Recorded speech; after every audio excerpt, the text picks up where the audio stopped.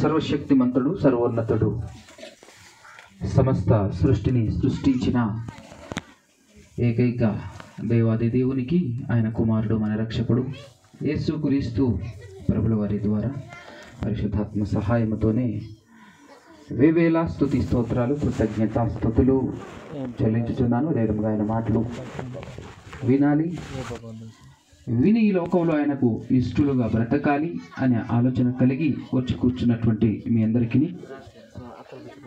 అలాగనే మిమ్మల్ని అందరినీ దేవునిలో నిలబెట్టాలి, బలపరచాలి, స్థిరపరచాలి అనే ఉద్దేశంతో దేవుని మాటలను ఉపదేశిస్తూ ఈ ఏజెన్సీ ప్రాంతంలో తిరుగుతున్నటువంటి సేవకులు, వేదికను అలంకరించినటువంటి నా తోటి సహోదరులైనటువంటి వారికి క్రీస్తు పేరటనే నా యొక్క శుభములు, వందనాలు తెలియజేస్తున్నాను. జాగ్రత్తగా కొన్ని మాటలు మనం ఆలోచన చేద్దాం. ఈరోజు మనకి ఇవ్వబడినటువంటి టైటిల్ ఏంటంటే, యేసుక్రీస్తు ప్రభుల వారు దేవుని కుమారుడు కాదా అనేటటువంటి అంశం మాట్లాడాల్సిన పరిస్థితి. యేసుక్రీస్తు ప్రభుల వారు దేవుని కుమారుడా కాదా? యేసుక్రీస్తు ప్రభుల వారు దేవుని కుమారుడా కాదా? అవునా కాదా? యేసుక్రీస్తు ప్రభుల వారు దేవుని కుమారుడా కాదా? మరి ఇలాంటి డౌట్ ఎందుకు వచ్చింది మనకు? అవునా? సునకం సువార్త చేస్తే ఇట్లాంటి డౌట్లే వస్తాయి. అవునా? ఒకసారి ఈ డౌట్ రావడానికి గల కారణం ఏంటి అని అన్నప్పుడు, ఒక వచనం చదివేసి ఒక బోధకుడు మాట్లాడినటువంటి మాట, అంతేనా? ఏం మాట్లాడాడో అసలు ఒకసారి ఆ వచనం చూద్దాం. లూకా సువార్త 1వ అధ్యాయం.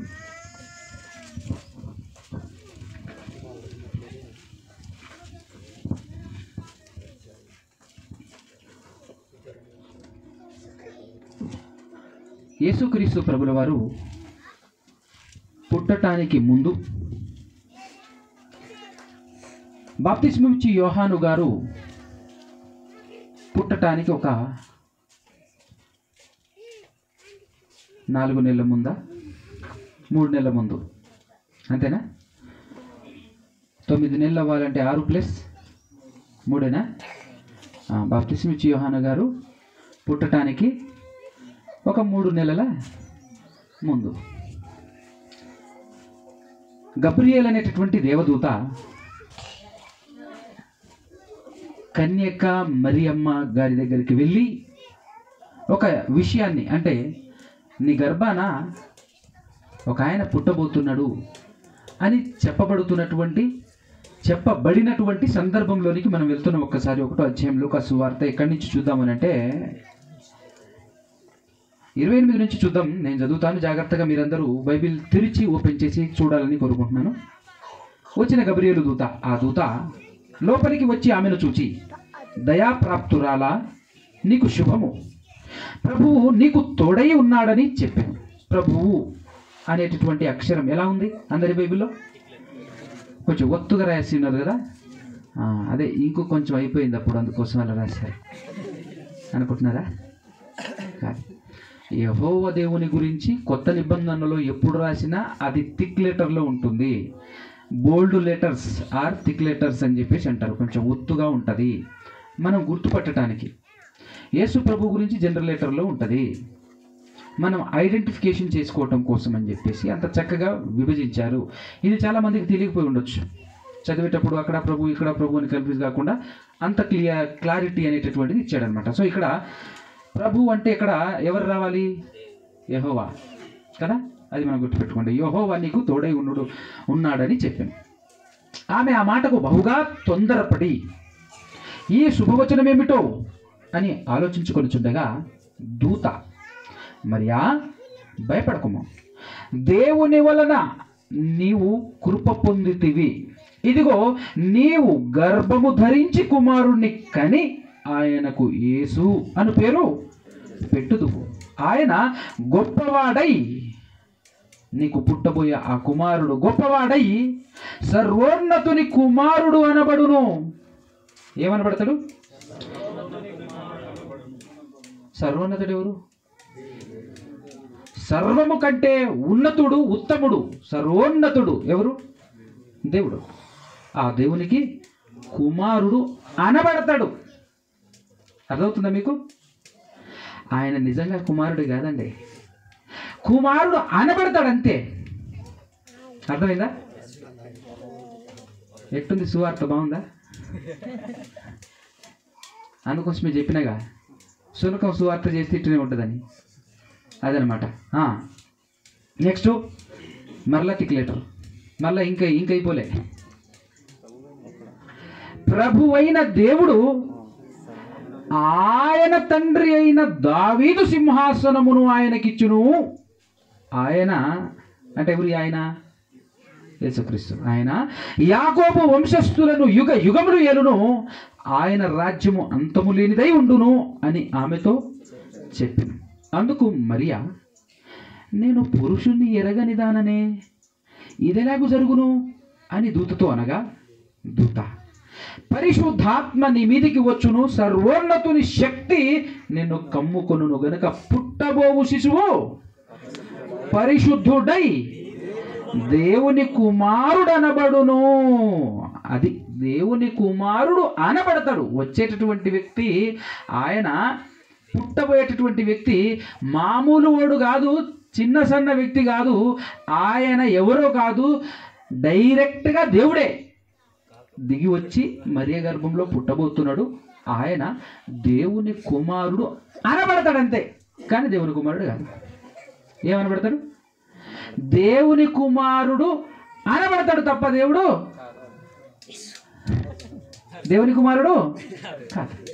దేవుని కుమారుడు అనబడతాడు అంతే.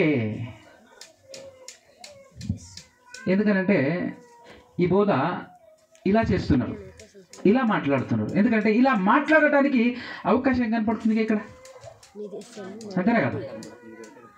అప్పుడప్పుడు కొన్ని పాతకాలంలో ఒక సినిమా నేను చూశాను.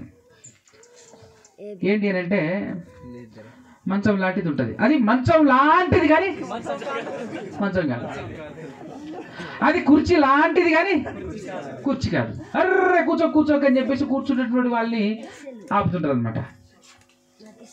అదేంటంటే మంచం అనబడుతుంది కానీ మంచం కాదు. ఇక్కడ కూడా యేసుక్రీస్తు దేవుని కుమారుడు అనబడతాడు కానీ దేవుని కుమారుడు కాదు. మరటనే కదా రాయబడింది, అంతే కదండి? అలాంటప్పుడు మీకు ఇంకొక వచనం చూపిస్తాను, చక్కగా చదువుదాం ఒక్కసారి. గలతీలకు రాసినటువంటి పత్రిక 3వ అధ్యాయము 1వ వచనం.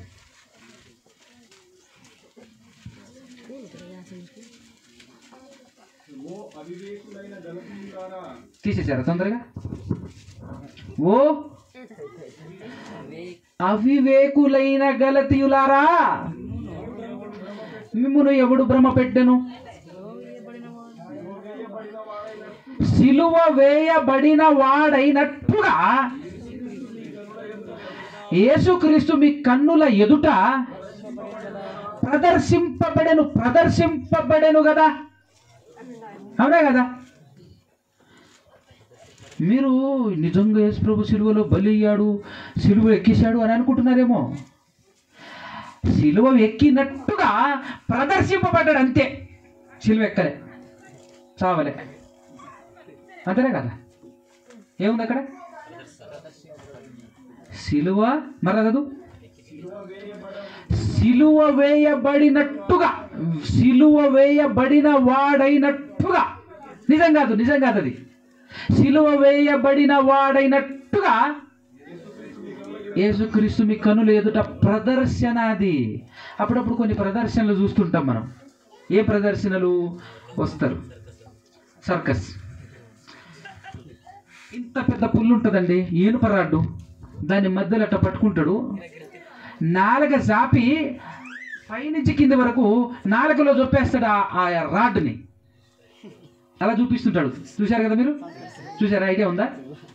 అమ్మో ఇంత రాడ్డు నాలుగులో దిగింది అని అనుకుంటాం మనం. అది ఒట్టి ప్రదర్శనే, దిగలే, రక్తం రాదు, ఏం రాదు, అంతేనే కదా? ఇలాంటి ప్రదర్శనలు ఎన్నో చూస్తుంటాం మనం. మ్యాజిక్ చూడండి ఎట్టుంటారు. ఏదో బూడిద తీసేసి బూడిదలో నుంచి డబ్బులు తీస్తూ ఉంటాడు. ఒరే బూడిదని డబ్బులు తీసేసాడా? ఒట్టి పేపర్ని తీస్తాడు మన ఒట్టి పేపర్లు తీసుకొచ్చేసి ఆ పేపర్ని ఏదో చేసేసి ఆ పేపర్ని ఏం చేస్తాడు తెలుసా? 1000 రూపాయల నోటు 500 నోటు చేస్తాడు. అదేంటి? ప్రదర్శన. నిజం కాదు. ఒకవేళ నిజమైతే ఆ ప్రదర్శన అంతా అయిపోయిన తర్వాత మన దగ్గర డబ్బులు అడుక్కుంటాడు ఆయన? పేపర్లు అడుక్కుంటే అయిపోయాగా మొత్తం 500 రూపాయల నోటు చేసుకొని వెళ్ళిపోవచ్చు ఆయన. అవునా కదా? నిజం కాదు అది. ఉట్టిగానే 500 రూపాయల నోటు ఒక చోట దాచుకుంటాడు, మనకు పేపర్ చూపిస్తాడు. ఆ పేపర్ని మళ్ళీ ఆడనే దాచేసి అక్కడ ఉన్నటువంటి 500 రూపాయల నోటు తీసేసి ఇదిగో చూసావా పేపర్ని ఏం చేశాను నేను? 500 నోటు చేసేసానని చూపిస్తాడు. ఏందది? ప్రదర్శన. అది మొత్తం 500 నోట్లుగా మార్చేస్తున్నాడు రా. మార్చేస్తున్నట్టుగా కనపడుతుంది కానీ నిజంగా మార్చలే. ప్రదర్శన. ఇప్పుడు ఇక్కడ ఏం జరుగుతుంది? ఏం రాయబడింది? యేసుక్రీస్తు ప్రభుల వారు సిలువ వేయబడిన వాడైనట్టుగా యేసుక్రీస్తు మీ కన్నుల ఎదుట ప్రదర్శన చేయలే అంటున్నాడు. ప్రదర్శింపబడలేదా అంటున్నాడు. అంటే ఇప్పుడు యేసుక్రీస్తు, నేను చెప్తున్నా, రానున్నటువంటి కాలంలో ఇది కూడా పట్టుకొని ఈ బోధ కూడా చేస్తారు. ఎందుకు? అలా మాట్లాడడానికి అవకాశం ఉందా లేదా అక్కడ? అంతేనే కదా, అవకాశం ఉందా లేదా? లూకాసు వార్త 1వ అధ్యాయంలో దేవుని కుమారుడు అనబడతాడు అనగానే అనబడతాడు అంతే అంటాడు. నిజంగా దేవుని కుమారుడు కాదంటాడు. ఎవరండి?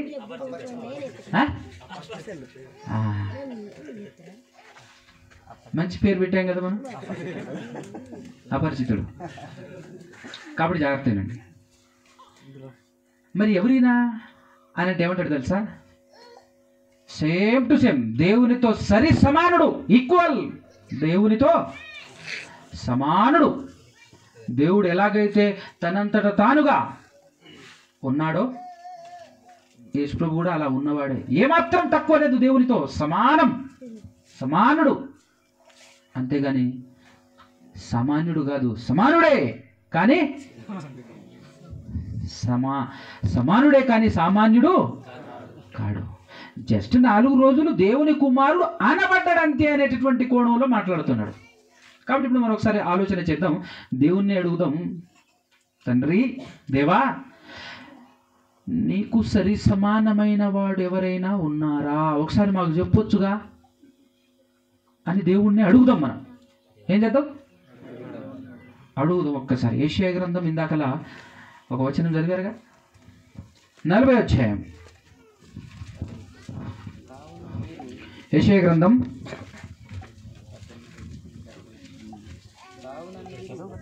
కావున మీరు ఒక్క నిమిషం.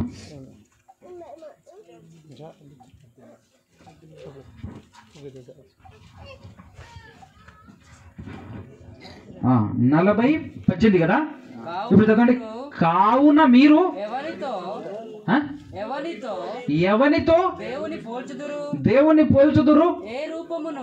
ఏ రూపమును ఆయనకు సాటి చేయగలరు కదా.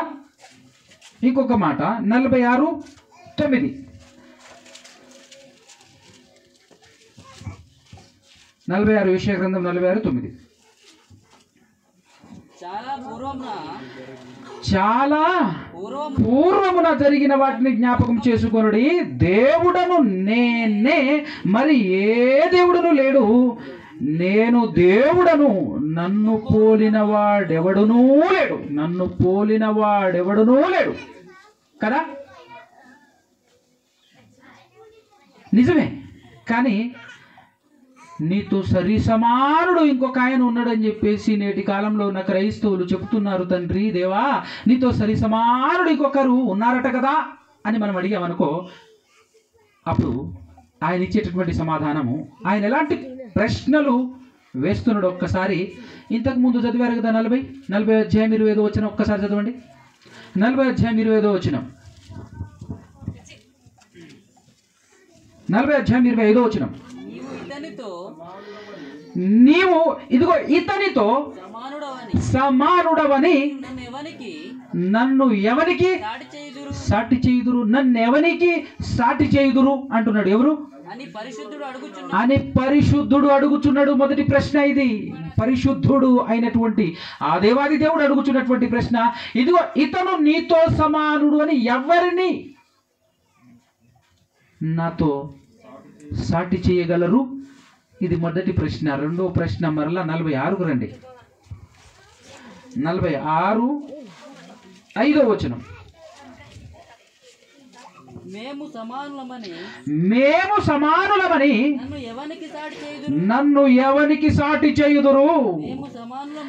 మేము సమానులమని ఎవనిని నాకు పోటీగా నిలబెట్టుదురు? ఎవనిని నాకు పోటీగా నిలబెట్టుదురు అని దేవుడు అడిగాడు అనుకో క్వశ్చన్. ఈనాడు ఉన్నటువంటి క్రైస్తవులకి వీళ్ళేమంటారు తెలుసా? అయ్యయ్యయ్యయ్యా, ఎవరున్నారయ్యా? నీ బిడ్డ ఉన్నాడుగా, నీ కుమారుడు అనబడిన ఆయన ఉన్నాడుగా, వేరే వాళ్ళని పోటీగా ఎలా నిలబెడతామయ్యా? ఆయన ఉన్నాడుగా, ఆయనే. అంతేనా కదా? యేసు ప్రభు అని నీ కుమారుడుగా ఈ లోకంలో 4 రోజులు కుమారుడుగా చలామణి అయ్యాడు కదా, ఆయన నీతో సమానుడే కదయ్యా. ఆయననే, ఎవ్వరిని కాదు, ఇంకెవ్వరిని కాదు, ఆయననే నీతో పోటీ చేస్తున్నాం, ఆయననే నీ ముందు నిలబెడుతున్నాం. మీరు సమానులు కదా అని మేము అంటున్నామయ్యా. దేవుడు ఏమంటున్నాడు?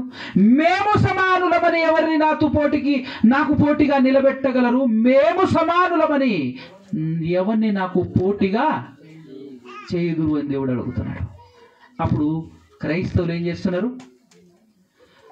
మీ అబ్బాయి ఉన్నాడుగా అయ్యా అంటున్నారు. మీ అబ్బాయి 4 రోజులు తిరిగాడు కదయ్యా భూమి మీద ఆయన. అప్పుడు 89వ కీర్తన 6వ వచనం దేవుడు ఏం మాట్లాడుతున్నాడో మరలా అక్కడ చూద్దాం.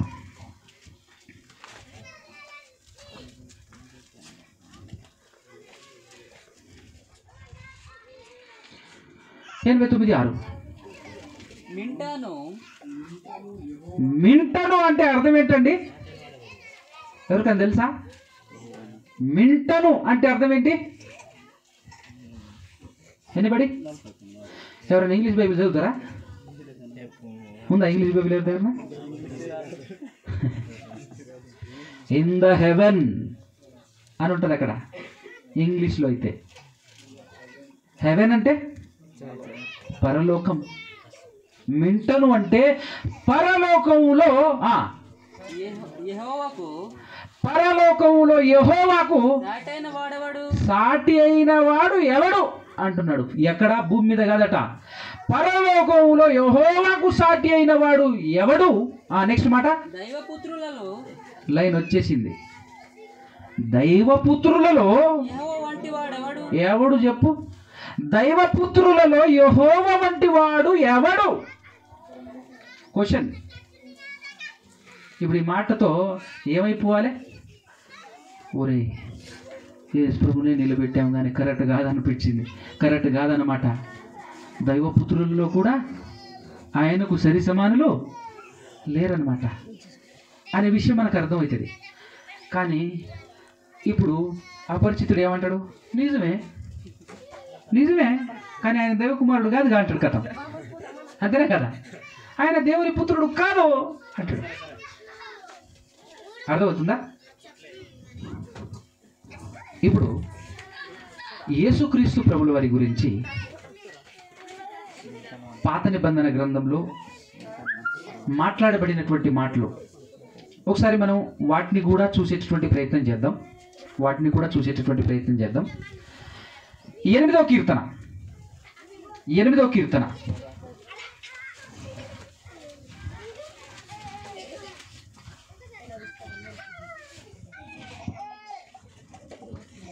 3 నుంచి కంటిన్యూషన్ చదవాలి. నీ చేతి పైన నీ ఆకాశములను. ఎవరితో ఇది?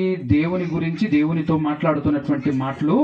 దేవా, నీ చేతి పని అయిన నీ ఆకాశములను, నీవు కలుగజేసిన చంద్ర నక్షత్రములను నేను చూడగా, నీవు మనుషుణ్ణి జ్ఞాపకం చేసుకొనుటకు వాడు ఏ పాటి వాడు అంటున్నాడు. నీవు ఎంత ఘనుడవో, ఎంత గొప్పవాడవో, ఎంత భయంకరుడవో తెలుసు. అలాంటి నీవు ఎవరిని జ్ఞాపకము చేసుకుంటున్నావు? మనుషుణ్ణి జ్ఞాపకం చేసుకున్నట్టుకు వాడే పాటివాడు అన్నాడా లేదా? ఎవరి మనిషి? నువ్వు, నేను, మనం అని అనుకోకండి. సమజైందా? కంటిన్యూషన్. నీవు నరపుత్రుణ్ణి దర్శించుటకు వాడే పాటివాడు? దేవుని కంటే వానిని కొంచెము తక్కువనిగా చేసి ఉన్నావు అన్నప్పుడు ఒక సంస్థ ఉంది, మేమే బైబిల్ ఓపెన్ చేసినామని చెప్పిన వాళ్ళు ఏమన్నారు తెలుసా? దీన్ని మనమే దేవుని కంటే కొంచెమే తక్కువలో అంటా ఉన్నాం. ఏంది ఆ రేంజా మనది? అదే మన రేంజ్. ఒకసారి ఆలోచన చేయండి. దేవుని కంటే మనల్ని కొంచెమే తక్కువ చేశారట. మన గురించి 100% కాదు ఇక్కడ. మనం ఆ రేంజా మనది? దేవుని కంటే కొంచెమే తక్కువనా మనం? దేవునికి మనకి ఏడ పోలిక? పోల్చడం కూడా తప్పే, అవునా కదా? దేవుని కంటే వాణిని కొంచెం తక్కువ వానిగా చేసి ఉన్నావు. మహిమ ప్రభావములతో వానికి కిరీటము ధరింపజేసి ఉన్నావు. నీ చేతి పనుల మీద వానికి అధికారం ఇచ్చి ఉన్నావు.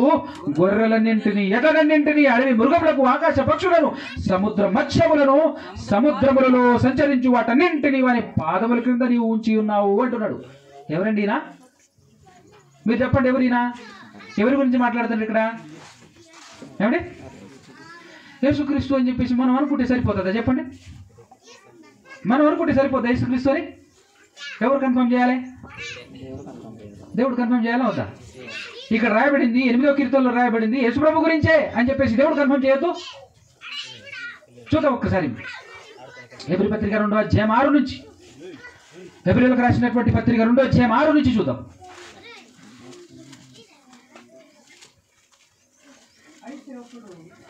అయితే ఒకడు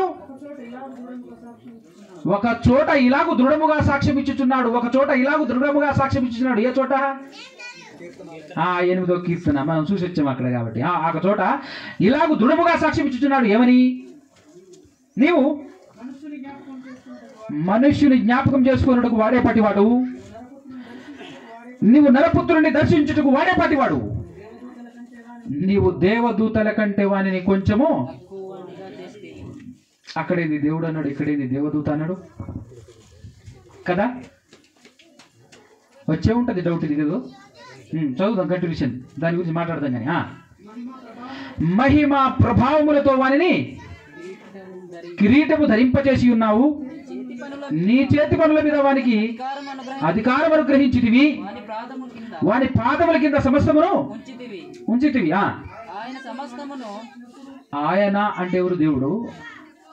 ఆయన వానికి సమస్తమును వానికి లోపరిచినప్పుడు వానికి లోపరచకుండా దేనిని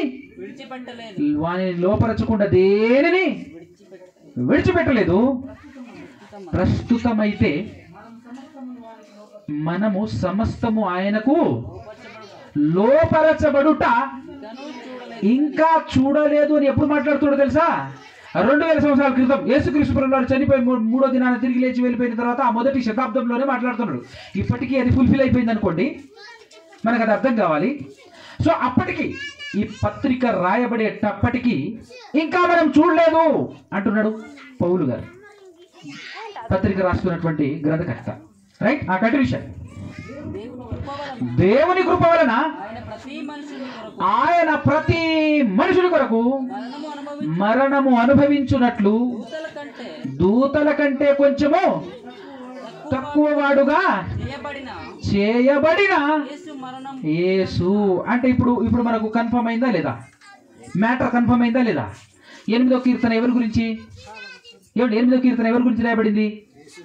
100% పక్క పర్ఫెక్ట్ కదా? యేసు ప్రభు గురించే. 8వ కీర్తనలో ఉన్నటువంటి ఆ మనిషి ఎవరు?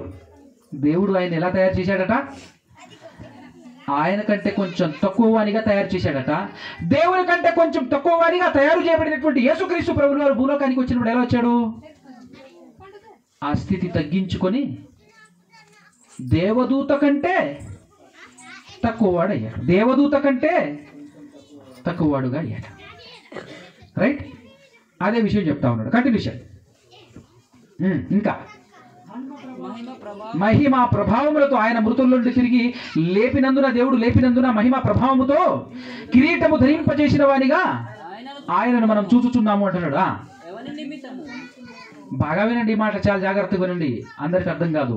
ఎవరి నిమిత్తము సమస్తమునవో, మీరు చెప్పండి ఒకసారి, ఎవరి నిమిత్తం సమస్తమునవో చెప్పండి. కన్ఫ్యూజన్ కదా. నెక్స్ట్ మాట, ఎవరి వలన సమస్తము కలుగుచున్నవో చెప్పండి. ఇప్పుడు ఎవరినా మళ్ళా కన్ఫ్యూజనా? ఎవని నిమిత్తం సమస్తము ఉన్నవో, ఎవని వలన సమస్తము కలుగుచున్నవో అని అన్నప్పుడు ఎవరైనా కన్ఫ్యూజ్ అవ్వకండి. 100% అక్కడ దేవుడే. దేవుని కోసమే మనమందరం ఉన్నాము, దేవుని వలననే సమస్తము జరుగుతున్నది. ఆయన ఇప్పుడు కన్ఫర్మ్ అయితే చూడండి, ఆయన అనేకులైన కుమారులు ఎవరండి? అనేకులైన కుమారులు ఎవరు? మనమే. అర్థమవుతుందా? అనేకులైన కుమారులు మనమే.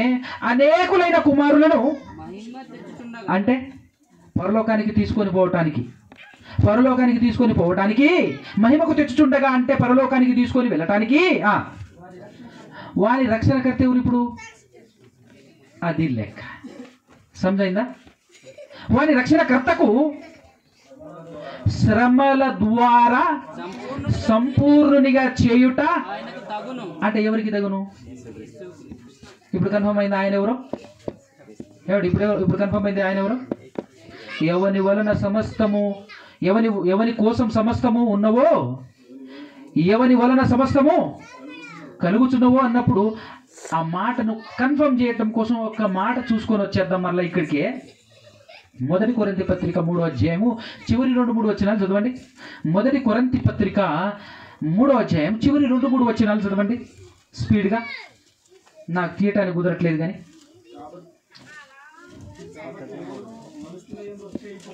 కాబట్టి ఎవడును మనుషులు ఏందో అతిశయించకూడదు, సమస్తమును మీవి అంటున్నాడు. ఒక్కసారి జాగ్రత్తగా ఆలోచించండి. ఈ భూలోకంలో ఉన్న సమస్తం ఎవరివట? మనమే. అయితే మనము పౌలైనను, అపోల్లో అయినను, కేఫా అయినను, లోకమైనను, జీవమైనను, మరణమైనను, ప్రస్తుతమందు ఉన్నవి అయినను, రాబోవునవి అయినను, సమస్తమును మీవే. మీరెవరు? మీరెవరి వారు? క్రీస్తు వారు. ఇప్పుడు క్రీస్తు ఎవరి వారు? ఫైనల్ ఎక్కడికి వచ్చింది వారం? సమస్తము ఎవరివి? ఎవరి నిమిత్తం సమస్తం ఉన్నవో అన్నప్పుడు ఎవరి నిమిత్తం సమస్తం ఉన్నవి? ఫైనల్గా దేవుడే కదా. నువ్వైనా నేనైనా కట్టగట్టుకుని అందులో యేసుక్రీస్తు ప్రభులు వారైనా మనం అందరం కట్టగడితే అందరం ఎవరి కోసం? దేవుని కోసం. అర్థమవుతుందండి? వింటున్నారా? రైట్. ఇప్పుడు అక్కడికి వెళ్ళండి. మళ్ళా ఎక్కడికి? హెబ్రీ పత్రిక 2వ అధ్యాయంలోకి వెళ్ళండి. అక్కడికి వెళ్ళండి.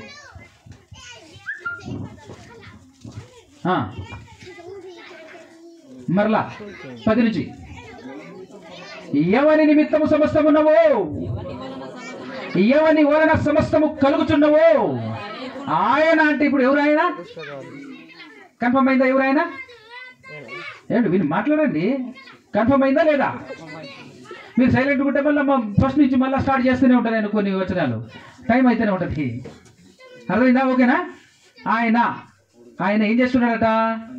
అనేకులైన కుమారులను మహిమకు తెచ్చుచుండగా వారి రక్షణకర్త అయినటువంటి యేసుక్రీస్తు ప్రభుల వారిని శ్రమల ద్వారా సంపూర్ణంగా చేయుట ఆయనకు ఇష్టం, ఆయనకు తగును. ఎవరికి తగును? దేవునికి తగును. చూసారా? ఆయనను మాత్రమే కాదు, మనల్ని కూడా శ్రమల ద్వారా సంపూర్ణంగా చేయటమే ఆయన పని. ఎవరి పని? యేసు ప్రభునే శ్రమల ద్వారా సంపూర్ణంగా చేసిన దేవుడు నిన్ను నన్ను మనల్ని వదిలేస్తారా చెప్పు?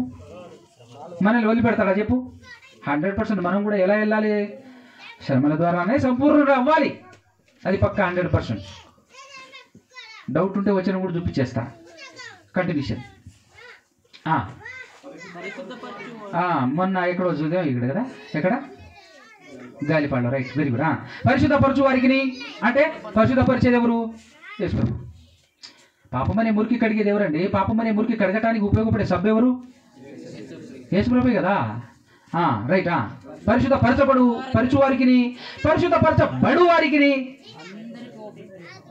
అందరికీ అంటే ఒక్కటే అన్న దగ్గర కింద ఒక్కడే అన్నాడు. ఆ ఒక్కడే మూలము అంటే యేసు ప్రభుకిని, యేసు ప్రభు ద్వారా పరిశుద్ధపరచబడుతున్నటువంటి మనకి పరిశుద్ధపరిచేది యేసు ప్రభు, పరిశుద్ధపరచబడేది మనము.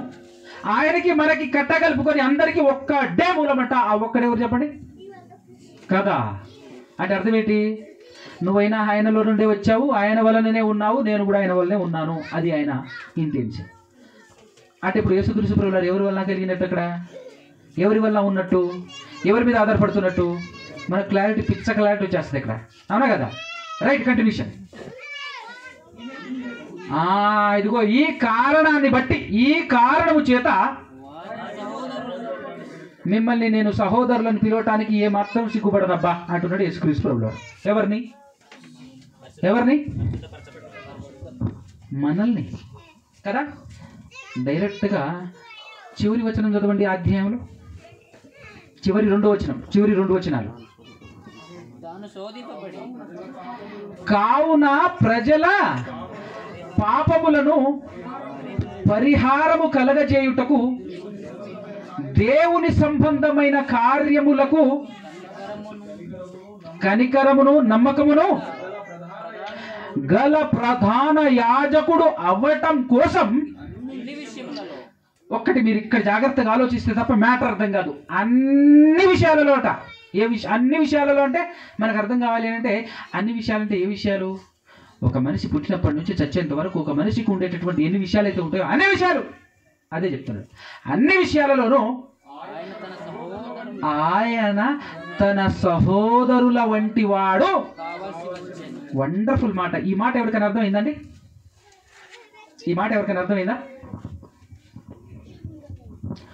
ఆయన యేసుక్రీస్తు ప్రభువుల వారు అన్ని విషయాలలో తన సహోదరుల వంటి వాడు కావలసి వచ్చెను. అంటే తన సహోదరులు ఎవరు ఇప్పుడు? అంటే మన వంటి వాడు కావలసి వచ్చెను. అంటే ఇంతకంటే ముందు మనలాంటోడు కాదన్నమాట. ఓకే, అర్థమవుతుందా? మనలాంటి వాడు కాదు, కానీ మనలాంటి వాడు అవ్వాల్సి వచ్చింది. అర్థమవుతుందా బాగా నీట్గా? ఇంతకు మన వంటి వాడు ఆయన కావలసి వచ్చెను అన్నప్పుడు ఏ పద ప్రయోగం చేశాడు? యాక్చువల్గా ఆయన తన సహోదరుల వంటి వాడు, నా సహోదరుల వంటి వారుగా నేను అవ్వాల్సి వచ్చింది అని మాట్లాడుతున్నాడు. అని అంటే అవ్వక ముందు కూడా ఆయన మనకు సహోదరుడే అనే విషయం కన్ఫర్మ్ అవుతుందా లేదా? జాగ్రత్తగా ఆలోచన చేయండి. ఏమండి? ఇప్పుడు నేను కూడా మా తమ్ముళ్ళ మారాల్సి వచ్చింది అన్నమంటే, మారిన తర్వాత తమ్ముడా, మారక ముందు కూడా తమ్ముడా? అది అర్థం కావాలి. నేను కూడా మా తమ్ముడిలా, మా తమ్ముడు బయలుపడ్డాడండి, అర్థమైందా? వాడిని రక్షించటం కోసం నేను కూడా మా తమ్ముడిలా బావిలో దూకాల్సి, అర్థం కావడం చెప్తున్నా. దూకక ముందు తమ్ముడు కాదు, దూకిన తర్వాత తమ్ముడా? అందుకోసమే కదా దూకింది. అదే కదా అక్కడ ఉన్నటువంటి మ్యాటర్. కరెక్ట్గా అర్థమవుతుందా? కనెక్ట్ అవుతుందా? అంటే రాకముందు కూడా ఆయన మనకు సహోదరుడే అనే వాస్తవం ఇక్కడ మనకు అర్థం కావాలి. దీనితో పాటు ఇంకొక విషయం ఏం అర్థం కావాలి అని అంటే, ఈ లోకానికి రాకముందు మనలాంటి వాడు కాదు, ఈ లోకానికి వచ్చిన తర్వాత సేమ్ టు సేమ్ మనలాంటి వాడే. ఫిక్స్. ఇది నమ్మాలి మనం. ఇది నమ్మకపోతే మనకు పరలోకం రాదు. ఎందుకో చెప్పనా? యేసుక్రీస్తు ప్రభువారు ఈ లోకాన్ని జయించాడు. యేసుక్రీస్తు ప్రభువారు పాపాన్ని జయించాడు. యేసుక్రీస్తు ప్రభువారు భూలోకంలో నుంచి ఎక్కడికి వెళ్ళాడు? పరలోకం వెళ్ళాడు. ఆయన గనక వెళ్ళాడు, నేనెటు వెళ్తానండి అన్నాం అనుకో, ఎటుంటుంది? అవునా కదా? నన్ను పోలి నడవండి, నాకు మీకు తేడా లేదు, సేమ్ టు సేమ్ మీతో సమానుడయ్యాను. ఇక్కడికి వచ్చాను నేను. ఇంతకుముందు మీకంటే కొంచెం రేంజ్ బెటరే నాది, మీకంటే గొప్పవాడినే నేను. కానీ భూలోకానికి వచ్చి ఏమయ్యాను? మీతో సమానుడయ్యాను. మీకున్న కష్టాలే నాకు ఉన్నాయి, మీకున్న ఇబ్బందులే నాకు ఉన్నాయి. అర్థమవుతుందా మీకు? ఆ మాట కూడా 4వ అధ్యాయం అనుకుంటాను హెబ్రీ పత్రికలో ఒక్కసారి చదవండి. ఆ మాట కూడా చెప్పాడు.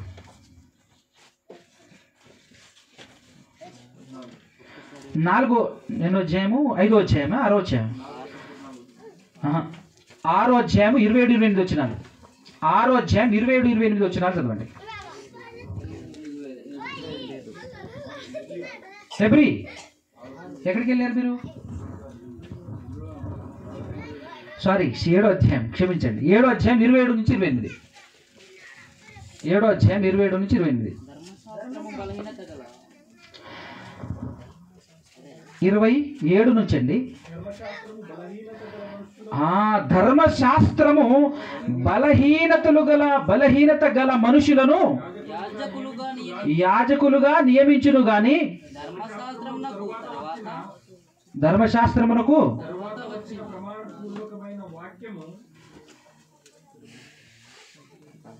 అది కూడా కాదు అనుకుంటున్నాను. 4వ అధ్యాయము, వెరీ గుడ్, 15వ వచనం.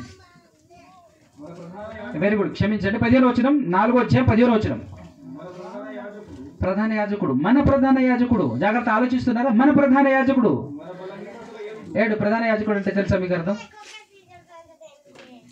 ప్రధాన యాజకుడు అంటే ఏంటి అర్థం? యాజకుడు అంటే అర్థం ఏంటి? యాజకుడు అంటే అర్థం ఏంటి? ఎవరైనా చెప్పండి పోనీ. మీరు చెప్పే ప్రయత్నం చేశారనుకో, తప్పైనా రైట్ అయినా మీరు ఆలోచిస్తున్నారు అని అర్థమవుతుంది. యాజకుడు అంటే ఏంటండి? మన ఇండియన్ లాంగ్వేజ్ ప్రకారంగా మీకు పక్కా ఇంకా డౌట్ లేదు, ఎక్స్ప్లెనేషన్ చేయడానికి కూడా అవసరం లేనట్టుగా అర్థం అవ్వాలంటే ఒకటే ఒక పదం, ఏంటిది? పూజారి. యాజకుడు అంటే ఎవరు? పూజారి.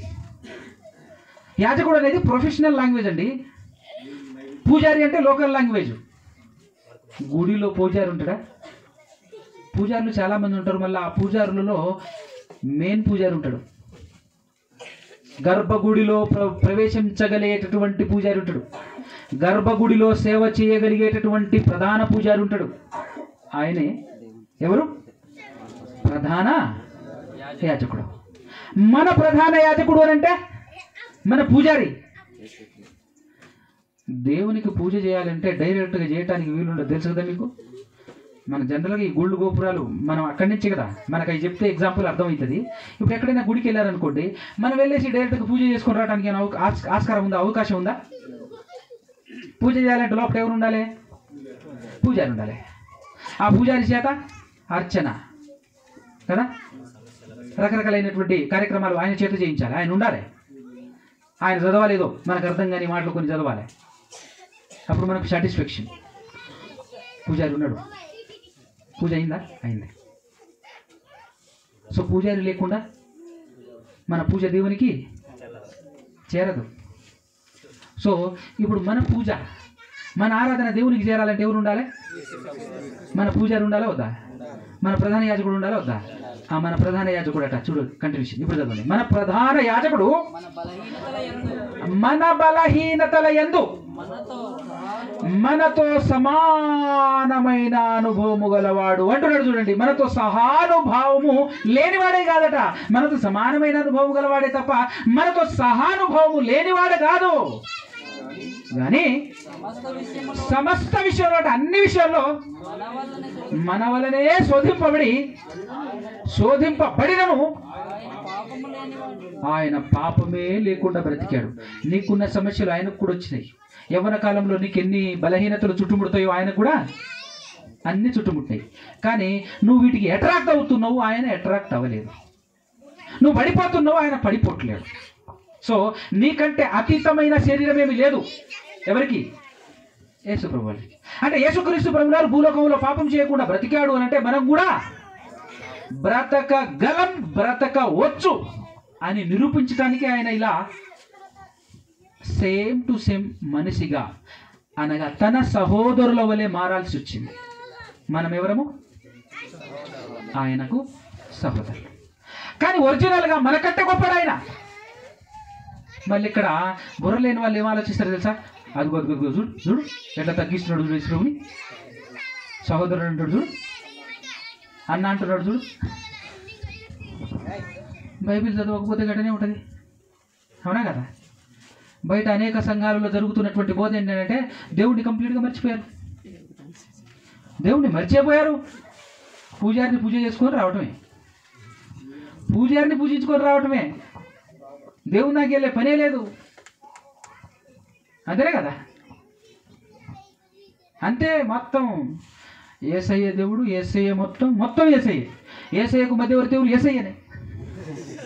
యేసయ్యకు తండ్రి ఎవరు? యేసయ్యనే. మొత్తం యేసయ్యనే. యేసయ్యగా అంతే కదా. అలా ఉంటుంది అన్నమాట. సో జాగ్రత్తగా ఆలోచించే వారికి మాత్రమే అర్థమవుతుంది. మనం తగ్గించట్లే, వాస్తవం చెప్తున్నాం. బైబిల్లో ఉన్న సత్యాన్ని వెతికి పడుతున్నాం, వెతికి తీస్తున్నాం. ఈ సత్యం అర్థం కాకపోతే, ఇప్పుడు ఈ అపరిచితుడు అనేటువంటి వ్యక్తి మాట్లాడిన మాటలు నేను విన్నాను. ఏంటి అని అంటే, సమస్య లేదు, యేసుప్రభులా బ్రతకడం మనం వల్ల కూడా కాదు, మనం ఎవ్వడూ బతకలేదు అని డైరెక్టర్ని చెప్పేస్తున్నాడు. ఇంకేం పోతారు పరలోకం? అవునా కదా. పాపం పేతురు గారికి తెలియక పేతురు గారు ఏమని రాశారు అని అంటే, యేసుక్రీస్తు ప్రభువు వారు మనకు మాదిరి చూపించిపోయారు, ఆయన అడుగుజాడల్లో మనం నడవాలి అని చెప్పేసి రాసిపోయాడు ఆయన. పేతురు గారికి తెలియక. ఈ మహానుభావుడికి తెలిసింది కనుక ఈయనంటాడు, మనం అసలు యేసు ప్రభువులా బ్రతకలేము, ఆయన్ని అనుసరించలేము. అంతే. ఏంది అనుసరించమంటే? శిలువ నెక్కమనే, కొరనాలతో కొట్టించుకోమని వీపు చాపి, అది కాదు కదా. ఆయన్ని అనుసరించడం ఏంటో తెలియకపోతే ఎట్లా చెప్పు? పేతురు గారు రాశారా లేదండి?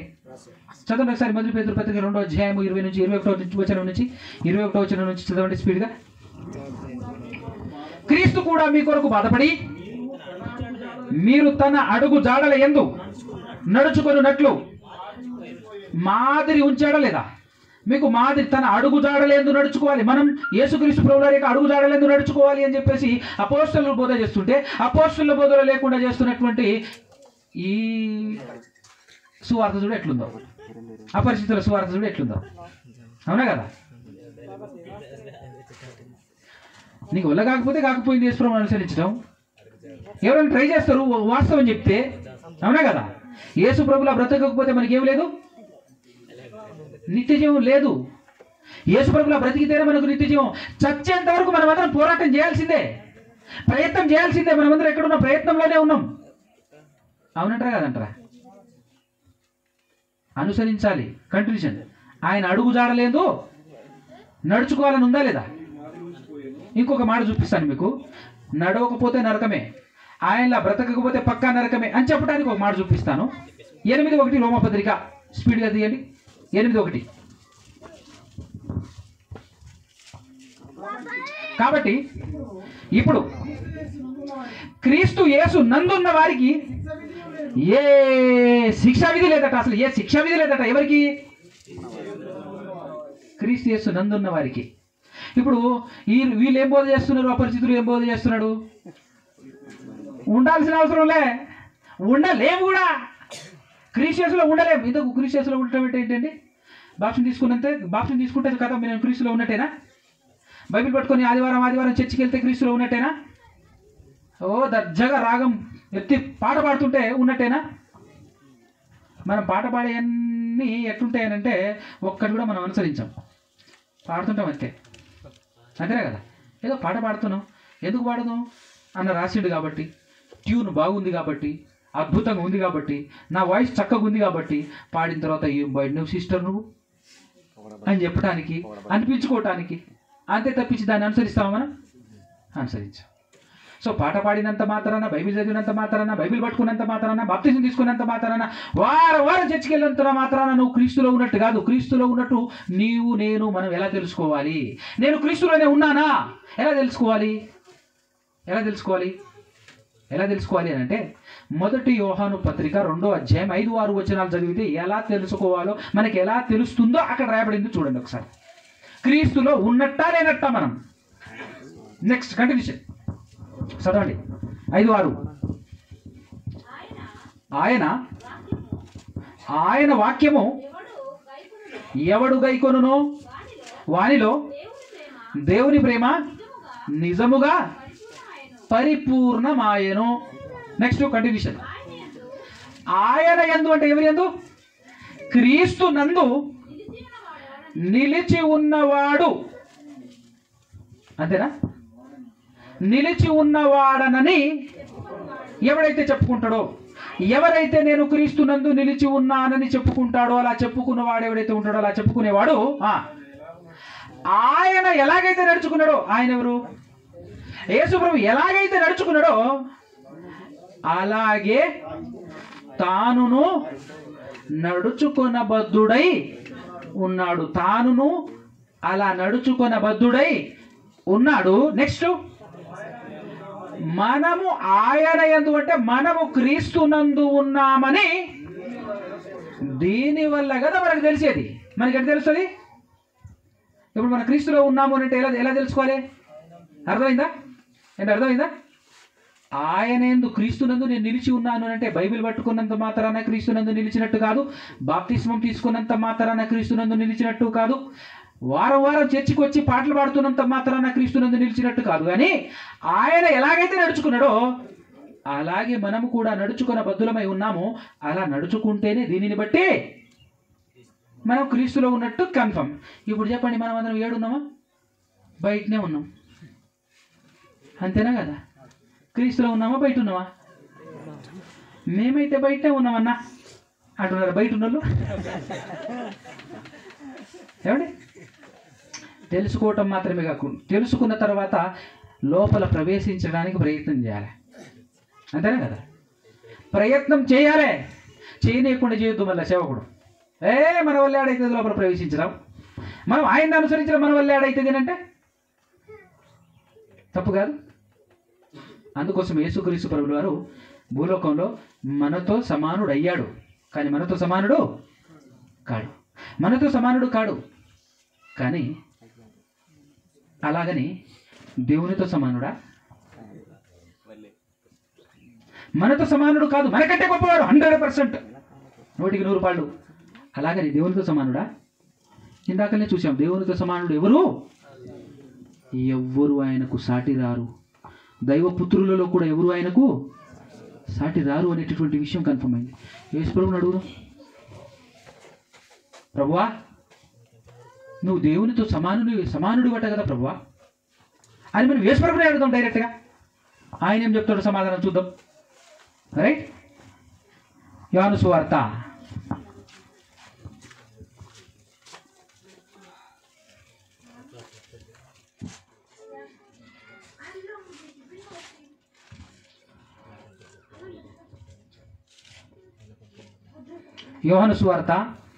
10:29.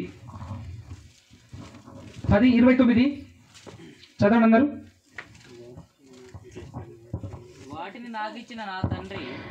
వాటిని నాకు ఇచ్చిన నా తండ్రి వేటిని? పైన వచనంలో అయితే ఏమి ఇచ్చాడో మనకు అర్థమవుతుంది. అవునా? అంటే గొర్రెలు, నా గొర్రెలు నా స్వరం వింటాయి. నా గొర్రెలు అంటే మనమే. అంటే మనల్ని యేసు ప్రభుకు అప్పచెప్పింది ఎవరు? యేసు ప్రభుకు ఇచ్చింది ఎవరు? అందుకోసమే మనం హెబ్రీ పత్రిక 2వ అధ్యాయంలో 10-11 వచనాలు చదివాం. కిందికి వెళ్తే అంటాడు, నేను ఆయన నమ్ముకుందును, ఆయన నామమును నా సహోదరుల మధ్య గానము చేతును, ఇదిగో ఆయన నాకిచ్చిన పిల్లలు అంటాడు. ఆయన నాకిచ్చిన పిల్లలు అంటాడు. ఇదిగో నేనును దేవుడు నాకిచ్చిన పిల్లలు అని చెప్తున్నాడు యేసుక్రీస్తు ప్రభువు కదా. సో ఇప్పుడు మనల్ని యేసు ప్రభువుకి ఇచ్చింది ఎవరు? దేవుడు ఇచ్చాడు. సో దేవుడు వీళ్ళని నాకు అప్పచెప్పాడు. ఇప్పుడు చదవండి 29 వచనం. వాటిని నాకు ఇచ్చిన నా తండ్రి అందరికంటే గొప్పవాడు కనుక నా తండ్రి చేతిలో నుండి ఎవ్వడును వాటిని అపహరింపలేడు అన్నాడు. మనం ఏమడిగినాం క్వశ్చన్ యేసు ప్రభుని?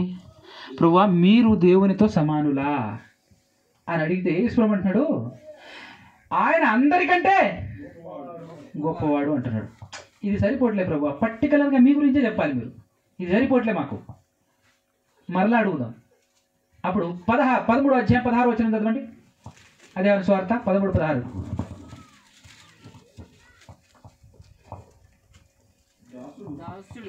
దాసుడు తన యజమానుడి కంటే గొప్పవాడు కాడు. ఇది మనందరికీ తెలిసిన విషయమే. నెక్స్ట్ మాట ఏంటి? పంపబడిన వాడు తన్ను పంపిన వాని కంటే తనను పంపిన వాని కంటే గొప్పవాడు కాడు అని చెప్పాడు. అంటే ఇప్పుడు యేసుప్రభువుని పంపించింది ఎవరు కదా? ఆయన ఏం మాట్లాడుతున్నాడు? హలో నా సహోదరులారా వినండి, పంపబడిన వాడు పంపిన వాని కంటే గొప్పవాడు. మాకు ఇంకా సరిపోట్లే ప్రభువా, కరెక్ట్గా డైరెక్ట్గా చెప్పాలి మీరు. మళ్ళీ అడుగుదాం యేసుప్రభుని, ఇలా కాదు మాకు ఇంకా సరిపోట్లే. మాకు ఎట్టుండాలి? డైరెక్ట్గా చెప్పాలి. ఏం చెప్పాలి? ఆ తండ్రి నాకంటే గొప్పవాడు అని చెప్పాలి. అప్పుడు మాకు సరిగ్గా సరిపోతుంది, అంతే కదా? మాకు అది కావాలి. నన్ను పంపిన నా తండ్రి నాకంటే గొప్పవాడు అని డైరెక్ట్గా చెప్తే మాకు అప్పుడు అంతది. డైరెక్ట్ చెప్పినా ఎవడికి అనట్లేదు లోకంలో, అవునా కదా? ఒకసారి ఆ వచనం కూడా చూద్దాం.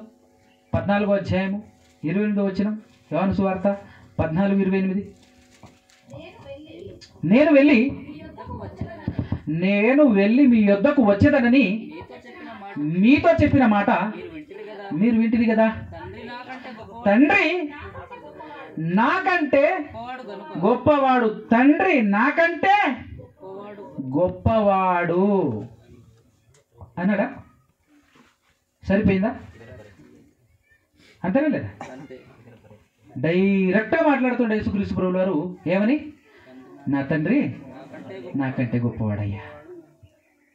ఓహో, ఇప్పుడు అర్థమైంది ప్రభువా. అందుకోసమే దేవుడు ఒక్కడే, ఆ దేవునికి క్రింద ఈ మనుషులకు పైన మధ్యవర్తిత్వం చేస్తున్నది మీరే కదా. ఎస్, కరెక్ట్గా అర్థం చేసుకున్నావు ఇప్పుడు, అవునా కదా? మనందరికి తెలుసా లేదా? 1 తిమోతి పత్రిక 2:5 ఏముంటుందా? దేవుడు ఒక్కడే, ఆ దేవునికి నీ నరులకును మధ్యవర్తి ఒక్కడే. దేవుడు ఒక్కడే అన్నప్పుడు గుడి ఒకటే, గుడి ఒకటే అన్నప్పుడు పూజారి ఒకడే. మనం మాత్రం చాలామంది, అంతేనా కదా? మనం మాత్రం కోట్ల కొలి ఉన్నాం. ఎంతమంది ఉన్నా కూడా అక్కడ దేవుడు ఒకడే, ఆ ఒకే ఒక దేవుడికి పూజారి కూడా ఒకడే. ఎంతమంది ఉన్న అందరి పూజలు ఎవరి ద్వారా వెళ్ళాలి? ఆ పూజారి ద్వారానే వెళ్ళాలి, యేసుక్రీస్తు ప్రభుల వారి ద్వారానే వెళ్ళాలి. అర్థమైందా? ఇంత నీటి ఉంది అయినా కూడా ఆయన దేవుని కుమారుడు కాదు. అంటే దేవునితో సమానుడు అన్నప్పుడు దేవునితో సమానుడు 100% కాదు అనేటువంటి విషయం చెప్పడానికే ఇదంతా. కానీ ఇప్పుడు ఆయన దేవుని కుమారుడు కాదా నిజంగా అనే విషయం చెప్పి నేను పాట ముగించేస్తాను. రైట్? దేవుని కుమారుడేనా కాదా? అనబడ్డాడా నిజంగా కుమారుడా? ఇప్పుడు వాళ్ళు చెప్పేటటువంటి మ్యాటర్ ఏంటంటే పైన వేరే, కిందకు వచ్చిన తర్వాతనే దేవుని కుమారుడు అనబడ్డాడు, అవునా? అన్నప్పుడు ఇప్పుడు మనం దేవుణ్ణి అడుగుతాం. ఇప్పుడు ఏమని? ప్రభువా మీరు పంపించింది ఎవరిని? అంతేనా? మీరు ఎవరిని పంపించారు అన్నప్పుడు ఫలానా ఆయన్ని పంపించాను ఆయన, కానీ ఆయన అక్కడికి వచ్చి వేరేలా మారిండు. పంపించినప్పుడు మాత్రం ఎవరిని పంపించాను? ఫలానా ఆయన్ని నేను పంపించాను. వచ్చిన తర్వాత ఏమయ్యాడు? కుమారుడుగా మారాడు. కానీ పంపించినప్పుడు మాత్రం ఎవరిని పంపించాను తెలుసా? నాతో సరి సమానుడైన ఇంకొక దేవుడు ఉన్నాడు, ఆయనే పంపించాను నేను. కానీ వచ్చి కొన్ని రోజులు మాత్రం మీతో ఏమయ్యాడు? కుమారుడయ్యాడు అని అంటాడా? లేకపోతే నేను పంపించడం నా కుమారుడు పంపించాడంటాడా?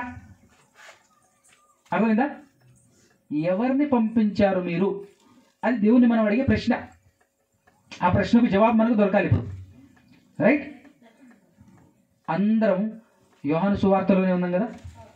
ఒక్కసారి యోహాను సువార్త 3వ అధ్యాయము 16వ వచనం. దేవుడు లోకమును ఎంతో, ఎవరు ప్రేమించింది లోకాన్ని? ప్రేమించి ఏం చేశాడు? కాగా ఆయన తన అద్వితీయ కుమారునిగా పుట్టిన వాని యందు విశ్వాసముంచు ప్రతివాడు నశింపక నిత్యజీవం పొందినట్లు ఆయనను అనుగ్రహించెను. ఇప్పుడు దేవుడు అనుగ్రహించింది ఎవరినట? తన అద్వితీయ కుమారుణ్ణి అనుగ్రహించాడట. ఈ యోహాను గారే పత్రిక రాస్తూ ఏమంటున్నాడో ఒక్కసారి మనం 4వ అధ్యాయం 1 యోహాను పత్రిక 8 నుంచి చూద్దాం. సేమ్ టు సేమ్ ఇదే మ్యాటర్ అక్కడ చెప్తున్నాడు. దేవుడు ప్రేమ స్వరూపి, ప్రేమ లేనివాడు దేవుణ్ణి ఎరుగడు. మనము ఆయన ద్వారా జీవించాలని దేవుడు తన అద్వితీయ కుమారుని లోకములోనికి పంపాను. ఇప్పుడు లోకములోనికి ఎవరిని పంపించాడట? తన అద్వితీయ కుమారుని లోకములోనికి. అద్వితీయ అంటే అర్థం ఏంటో తెలుసండి? ఒకే ఒక్కడు. నిజానికి అద్వితీయ అనేటటువంటి పదము ఇది సంస్కృత పదము. సాంస్క్రిట్ అంటారు ఇంగ్లీష్లో. సంస్కృత పదము. సంస్కృతంలో 1 2 3 4 5 అని చదివేటప్పుడు ఎలా చదువుతాం అంటే, మొదటిది 1 అంటే ప్రథమం, 2 అంటే ద్వితీయ, 3 అంటే తృతీయ, 4 అంటే చతుర్థం, 5 అంటే పంచమి, అలా 1 2 3లు చదువుతాం మనం సంస్కృతంలో. సంస్కృత భాష ఎవరికైనా తెలుసా? నాకైతే తెలుసు. అంటే ఇంటర్మీడియట్లో నేను సెకండ్ లాంగ్వేజ్ సాంస్క్రిట్ తీసుకున్నా. సెకండ్ లాంగ్వేజా ఫస్ట్ లాంగ్వేజా? ఫస్ట్ లాంగ్వేజ్, సెకండ్ లాంగ్వేజ్, మొత్తానికి 2 years నేను సాంస్క్రిటే చదివాను. సో 1 అంటే ప్రథమం, 2 అంటే ద్వితీయ. ద్వితీయకు వ్యతిరేక పదం ఏంటి? ఆ పెడితే చాలు ద్వితీయకు. ప్రయోజనం అంటే ఏంటి? ఉపయోగపడేది. పక్కన నీ పెడితే నిష్ప్రయోజనం. జలం అంటే ఏంటి? పరిశుభ్రం అంటే ఏంటి? నీట్నెస్. పక్కన ఆరబెట్టు అంటే ఏంటి? గలీజు. రివర్స్ అనమాట. ఆ పెడితే రివర్స్ అవుతుంది. సత్యం పక్కన ఆబెట్టు, అసత్యం. ద్వితీయ అంటే 2, పక్కన ఆబెట్టు అంటే అర్థం ఏంటి? ఎప్పటికీ 2 కానిది, 2 రానిది. దేవుడు కూడా అంతే, అద్వితీయ దేవుడు. అంటే ఎప్పటికీ 2గా చూపించకూడదు నువ్వు. 2 కానివాడు అద్వితీయుడు. అద్వితీయ దేవుడికి అద్వితీయ కుమారుడు, ఒక్కడే కుమారుడు. అదే యోహాను గారైతే అద్వితీయ కుమారుడు అన్నాడు. పౌలు గారు ఏమన్నాడు తెలుసా? ఒకసారి చూద్దాం. 8వ అధ్యాయము రోమపత్రిక.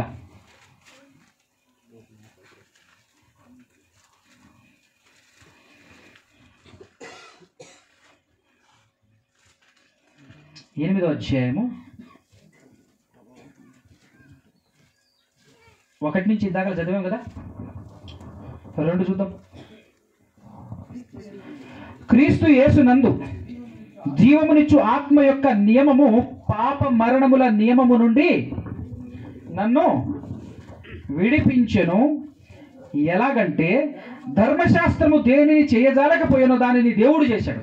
ధర్మశాస్త్రం దేన్నైతే చేయలేదో దాన్ని ఎవరు చేశారట? దేవుడు చేశాడట. ఎలా చేశాడు దేవుడు? ఎలా చేశాడు అని అంటే, శరీరమును అనుసరింపక ఆత్మను అనుసరించి నడుచుకుని మన యందు ధర్మశాస్త్ర సంబంధమైన నీతి విధి నెరవేర్చబడవలెనని పాపాన్ని పరిహరించటం కోసం, పాప పరిహారం నిమిత్తము అంటే పాపాన్ని పరిహరించటం కోసం దేవుడు తన స్వంత కుమారుణ్ణి పాప శరీరాకారముతో పంపించాడట.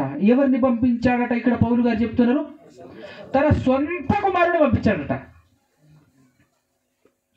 అంటే పంపించుడే డైరెక్ట్గా సొంత కుమారుడు పంపించాడా? ఇక్కడికి వచ్చి కుమారుడు కనబడ్డాడా అంటే, లేదు నాయన, నేను పంపించుడే నా కుమారుడు పంపించాడు దేవుడు. అర్థమవుతుందా? అంటే పరలోకంలో కూడా ఎవరు? కుమారుడే అన్న సంగతి అర్థం కావట్లే. ఎప్పుడైనా పలానా వ్యక్తిని నాకు పంపించు అని అంటే, పంపించిన తర్వాత వేరేగా మారుతారా ఏంది? అక్కడి నుంచి ఏవైతే పంపిస్తో అదే ఉంటుంది కదా. మన ఏది అక్కరో అదే పంపిస్తారు. పంపించిన తర్వాత సెల్ ఫోన్ మనం ఆర్డర్ చేసామనుకో, ఇక్కడికి వచ్చిన తర్వాత చెక్క పెట్టి అయిపోయింది అనుకో, అది అవుతుందా? నేను దీన్ని ఆర్డర్ చేయలే అంటావా లేదా? అలాగే దేవుడు అక్కడి నుంచి ఎవరిని పంపించారో ఆయన ఇక్కడ ఉన్నాడు. అంతేనా కదా? ఇంకొక మాట ఇక్కడే ఉంటుంది చూడండి ఒకసారి, 31, 32. ఇట్లుండగా ఏమందము, దేవుడు మన పక్షములనుండగా మనకు విరోధి ఎవడు? తన సొంత కుమారుణ్ణి అనుగ్రహించుటకు వెనక తీయక. తన సొంత కుమారుణ్ణి అనుగ్రహించడానికి వెనక తీయలేదట. అంటే ఎవరిని అనుగ్రహించినట్టు ఇప్పుడు మన కోసం దేవుడు తన సొంత కుమారుని అని చెప్తున్నాడు. ఇంకా మంచి మాట పైకి చెప్తే ఏమంటున్నాడు తెలుసా? పైకి వెళ్తే మనం 29 వచ్చినాం. ఎందుకనగా తన కుమారుడు అనేక సహోదరుల్లో జ్యేష్ఠుడగునట్లు దేవుడు ఎవరిని ముందుగా ఎరిగినో అంటున్నాడు. అంటే తన కుమారుడు మనందరిలో జ్యేష్ఠుడు అవ్వాలి, అవ్వటం కోసం ఆయన పంపించాడట. అర్థమవుతుందా? ఇలాగే మనం చూస్తే యేసుక్రీస్తు ప్రభుల వారు దేవుని కుమారుడు. దేవుడు ఎవరిని పంపించాడు అని చెప్పేసి మనం దేవుడిని అడిగితే దేవుడు అనేక సార్లు చెప్పేటటువంటి మాట ఏంటంటే దేవుని కుమారుడే పంపించాడు. ఒకసారి మొదటి యోహాను పత్రిక 4:14 చదవండి. 4:14-15 వచనాలు. మరియు తండ్రి తన కుమారుణ్ణి లోకరక్షకుడుగా ఉండటానికి కదా. ఇప్పుడు మళ్ళీ ఈ మాటను చదివేసి మళ్ళా అపరిచితులు లాంటి వాళ్ళు ఇలా అంటారు, ఆయన రక్షకుడు కాదు, రక్షకుడుగా ఉండటానికే పంపించాడు అంతే. అవునా కదా? దేవుడు ఎవరిని పంపించాడన్నది అక్కడ? తన కుమారుణ్ణి పంపించాడు ఈ లోకానికి రక్షకుడుగా ఉండాలని, ఆ రక్షణ వలయాన్ని ఏర్పాటు చేయాలని. ఏర్పాటు దేవుడు ఎవరి ద్వారా చేయించాడు? తన కుమారుడి ద్వారా చేయించాడు. అందుకోసమే యేసుక్రీస్తు ఏమయ్యాడు? రక్షకుడు అయ్యాడు. రైట్. Next continuation. ఎవరు చెప్తున్నారు? యేసు దేవుని కుమారుడు అని ఎవడైతే ఒప్పుకుంటాడో వానిలోనే దేవుడు ఉంటాడు, వాడు దేవునిలో ఉండే అవకాశం ఉంది. మరి యేసు దేవుని కుమారుడు అని ఒప్పుకోకపోతే పరిస్థితి ఏంది? అంతేనా? ప్రమాదం ఉందా లేదా? ఎవడైతే ఈ ప్రపంచంలో ఎవడైతే యేసు దేవుని కుమారుడని ఒప్పుకుంటాడో వాడే. అంత మాత్రమే కాకుండా యేసు ప్రభు ఎవరు అని అడిగినప్పుడు నీ గుండెల్లో నువ్వు విశ్వసించాల్సింది, నమ్మాల్సింది ఆయన దేవుడైనా దేవుని కుమారుడైనా అని చెప్పేసి ఒకవేళ నువ్వు సందేహం వస్తే, అవునా? అప్పుడు 5:5 ఒకసారి చదవండి. 5వ అధ్యాయము 4-5 వచనాలు. 4 నుంచి 4 కొద్ది కూడా చదివితే మంచి. దేవుని మూలంగా పుట్టడం అంటే ఏంటో తెలుసా మీకు?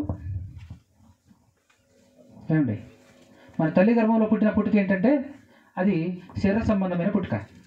కానీ దేవుని మూలంగా పుట్టడం అంటే యేసు ప్రభు వచ్చేసి మరలా పుట్టండి అన్నాడా లేదా? అందరినీ మరలా ఎలా పుట్టాలి అని చెప్పేసి నీకోదేమంటే ఇంత ముసలుండి అయిన తర్వాత మళ్ళా తల్లి గర్భంలో ప్రవేశించడం సాధ్యపడుతుందా? ఇది అంటే సాధ్యపడితే ప్రవేశిద్దామనేనా?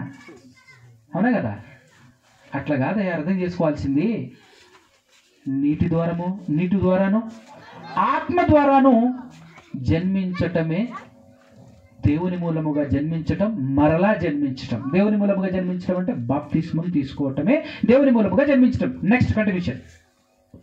దేవుని మూలముగా జన్మించిన వారందరూ లోకమును జయిస్తురు. ఎలా జయిస్తారట లోకాన్ని? అలా లోకాన్ని జయించడానికి లోకమును జయించిన విజయము మన విశ్వాసమే. ఆ విశ్వాసం చేతనే లోకాన్ని జయించగలడట. మరి ఏ విశ్వాసం అది అంటే కండిషన్? యేసు దేవుని కుమారుడు అని నమ్మేవాడు తప్ప. బా, ఎంత గట్టి మాట అండి ఇది.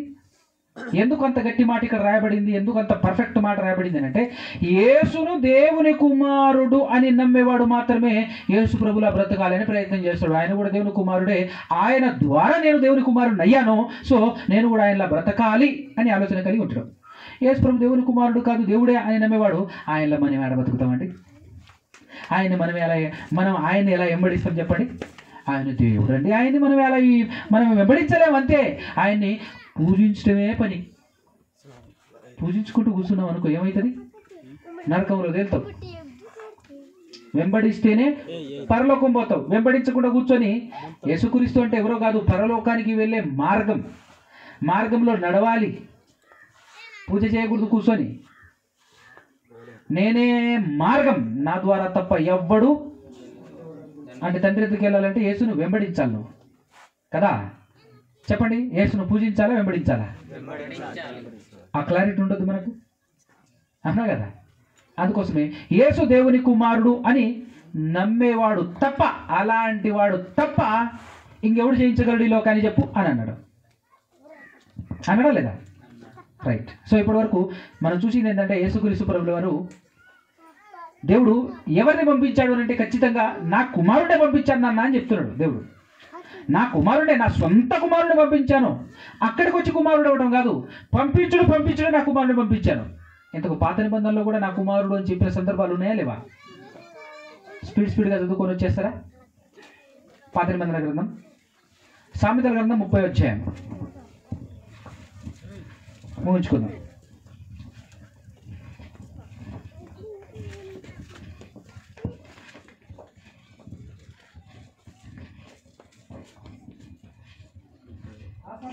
నాలుగు 30వ అధ్యాయం 4వ వచనము.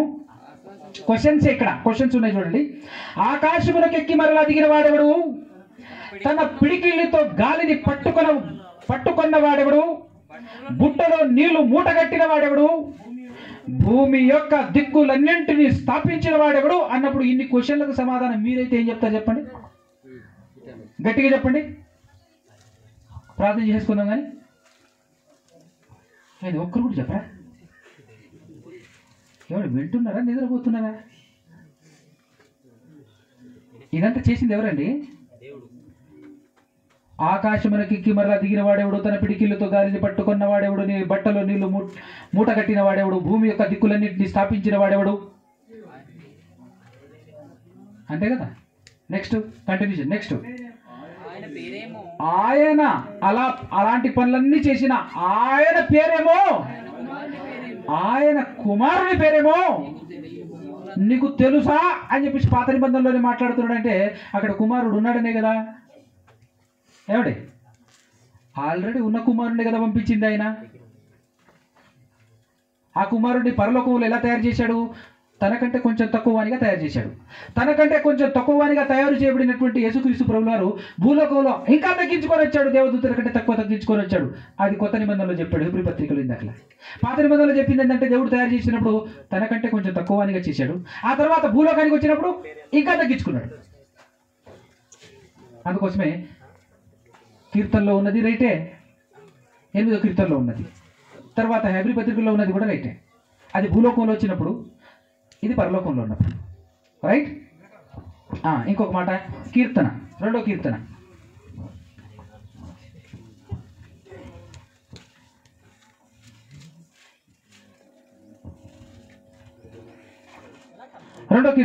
7వ చరణం లేదా 6 నుంచి చూద్దాం. నేను నా పరిశుద్ధ పర్వతమైన సియోను మీద అంటే యెరూషలేము మీద నా రాజును ఆసీనుడిగా చేసి ఉన్నాను. కట్టడను నేను వివరించదను. యెహోవా నాకు ఇలాగు సెలవిచ్చెను, నీవు నా కుమారుడవు, నేడు నిన్ను కని ఉన్నాను. నన్ను అడుగుము, జనులను నీకు స్వాస్థ్యముగాను భూమిని దిగంతముల వరకు సొత్తుగాను ఇచ్చెదను. ఇనుపదండముతో నీవు వారిని నలగగొట్టెదవు. తర్వాత 12వ వచనం చూడండి ఒకసారి ఏమంటున్నాడు? ఆయన కోపము త్వరగా రగులుకొనును, కుమారుణ్ణి ముద్దు పెట్టుకొనుడి లేని ఎడల ఆయన కోపించును. ఎవరి కుమారుణ్ణి? దేవుని కుమారుణ్ణి ముద్దు పెట్టుకోండి అంటే అర్థం ఏంటి? దేవుని కుమారుని హత్తుకోండి, దేవుని కుమారుని నమ్ముకోండి అనేటటువంటి మ్యాటరు పాత నిబంధనలోనే మాట్లాడుతూ ఉన్నాడు కదా. అక్కడి నుంచి రావటమే దేవుని కుమారుడే వచ్చాడు. ఇక్కడికి వచ్చి కుమారుడు అనబడటం కాదు, దేవుని కుమారుడే భూలోకానికి వచ్చాడు. దేవుడు ఎవరిని పంపించాడంటే తన సొంత కుమారుడే పంపించాడు. అయితే ఆయన నిజంగా కుమారుడు,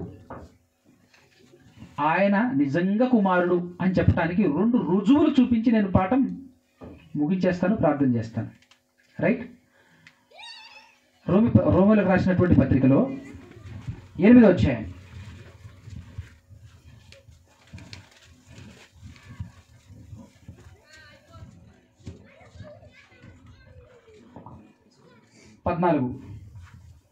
దేవుని ఆత్మ చేత దేవుని ఆత్మ చేత ఎందరు నడిపింపబడుదురో వారందరూ దేవుని కుమారులై ఉందురు. ఇప్పుడు యేసుక్రీస్తు ప్రభువు వారు లోకానికి వచ్చేసి కంప్లీట్గా ఎలా నడిచాడు? దేవుని ఆత్మ చేతనే కదా. అద్భుత క్రియలు చేసినా, సూచక క్రియలు చేసినా, చచ్చిపోయిన వాళ్ళని లేపినా, అన్ని చేసినా కూడా ఎలా జరిగింది? దేవుడు తనకు కొలత లేకుండా ఆత్మను అనుగ్రహించాడట. అంటే అన్లిమిటెడ్గా. ఎక్కడుందన్నమాట? యోహాను సువార్త 3వ అధ్యాయము 34లో అనుకుంటాను. చూడండి ఒకసారి. యోహాను సువార్త